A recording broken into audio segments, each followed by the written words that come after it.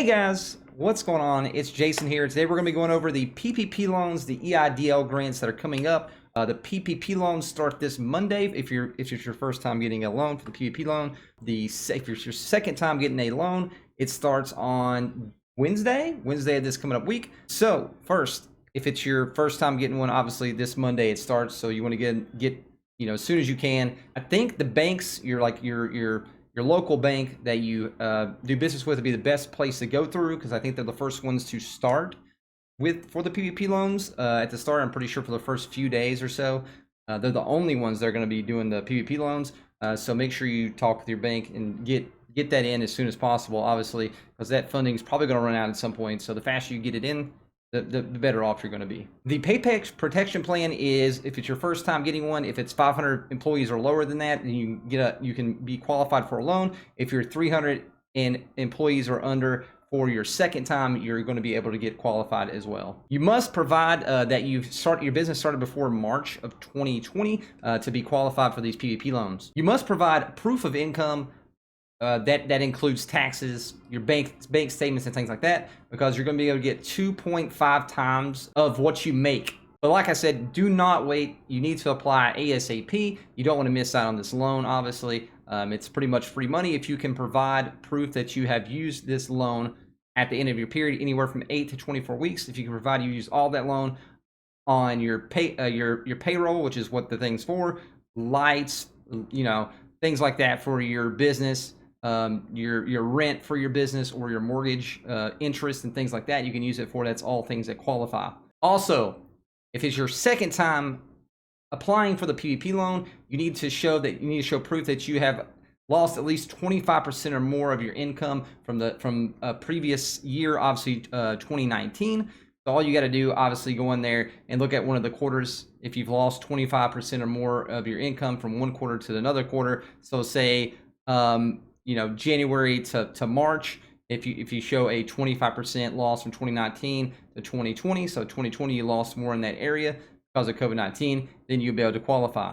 Same thing for any other of those quarters in there, any of the 4 quarters. If it shows if you've lost 25% or more of that income from 2019 to 2020, you're qualified to get a second round of PPP stimulus. So like I said, if you want to do that, which you should want to do that because it's free money at the end of the day, as long as you use that money in a timely manner and use it on what the loan is made for. So like I said earlier, obviously your PPP loan amount would be 2.5 times your average monthly payroll cost. So say you make $2,000 a month if you're like a self-employed, then that would mean you would make $5,000 for your PPP loan. So if you make $2,000 a month, obviously you times that at 2.5, that would equal a $5,000 PPP loan.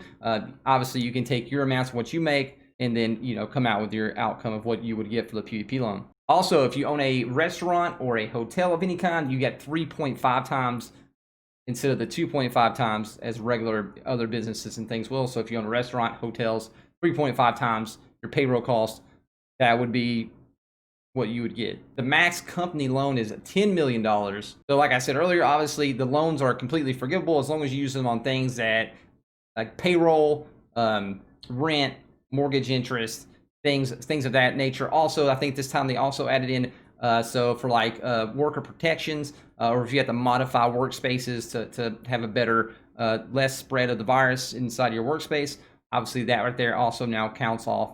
So all those things get counted off. And like I said, if you're running a business, you're gonna be able to get this loan forgiven anyway. And if you're a self-provider or a self-employed or any kind of 1099 like that, if you're by yourself, your own identity, literally all you got to do is just use it as owner compensation, and it's written off. All you got to do is just send in your taxes from the previous year when you go to get forgiven for the loan. That's what I done as well this time. All I had to do was fill out the loan forgiveness form, also send in my taxes, and count it all off as owner compensation.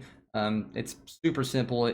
Like I said, if you're just a one person, one man band kind of show, it's super simple. Obviously, it gets a little more complicated if you have employees, but it's still not crazy hard. Obviously the bigger the loan is, the more complicated it's going to get.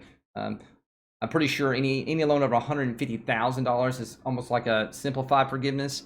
So if you get a loan under $150,000, it's a lot more simple to do so than one above that $150,000 mark. Also, if you're a business of like a minority, or if you or a veteran, or an underserved, or in an underserved kind of business, and or a woman's, if you're a woman that runs a business as well, they have, I'm pretty sure it's like $15 billion set aside just for those type of companies alone. So your chances of getting one, a PPP loan, is a lot higher, obviously, if you own one of those type businesses. Okay, next we're gonna go to the EIDL grants. If you don't know what the EIDL grant is, obviously there's a difference between the EIDL grant and the EIDL loan. Some people get those kind of confused, so they go to apply and they apply for the EIDL loan, and they don't get the grant. The grant is, you don't have to pay that back at all. So you get anywhere from $1,000 to $10,000. The loan itself, you can get a loan if you want one, but you have to pay that back. So make sure, obviously, you make sure you're applying for the grant. Grant is not up yet on the SBA website, so you have to wait for that. It should be up within the next week or so. That's what they're saying. Obviously, once we get an update, I'll let you guys know. I'll do another video and let everybody know that they had $40 billion for these grants this time. So obviously, like I said, first come. So if you need to get on there and apply as soon as that grant is up, so just be refreshing every day, looking to see if the grant's up. You can go to the SBA website and look for the grant. If it's up yet, it'll show apply. So make sure you're there. Obviously, like I said, don't go ahead and apply for the loan unless you want a loan from them as well. I know some people did want the loan. They got great loans, but like I said, you don't have to. I would just wait and apply for the EIDL loan, EIDL grant. Like I said, you get anywhere from $1,000 per employee up to $10,000. If you're right now, what people are thinking now is that if you are in a underserved area, say 20% under the poverty rate, or in an area where your household income falls below 80% of the median house income in your state, you will be able to get the full 10K. Like I said, this is kind of conflicting. There's some places that say you'll be able to get it to 10K no matter what. So like I said, they haven't came out and said yet. Obviously it'd be great if everybody got $10,000, because that's how it's supposed to, that's how the law was actually written.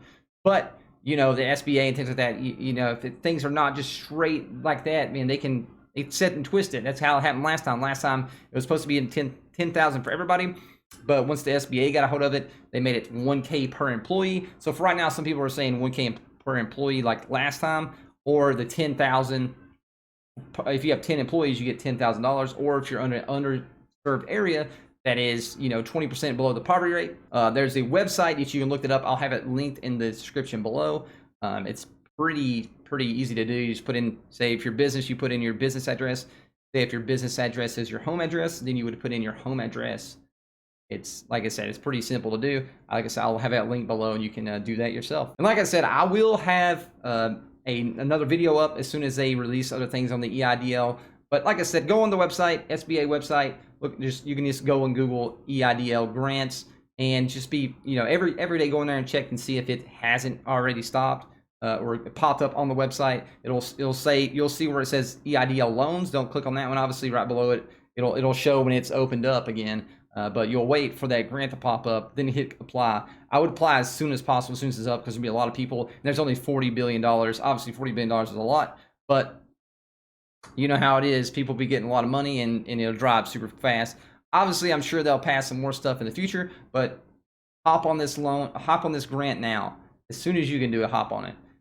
Like I said, I'll have another video once it goes up again, and I'll have any other things that come up for the PPP loans as well. If you guys like this video, make sure you guys hit that subscribe button, and I'll see you guys on the next video.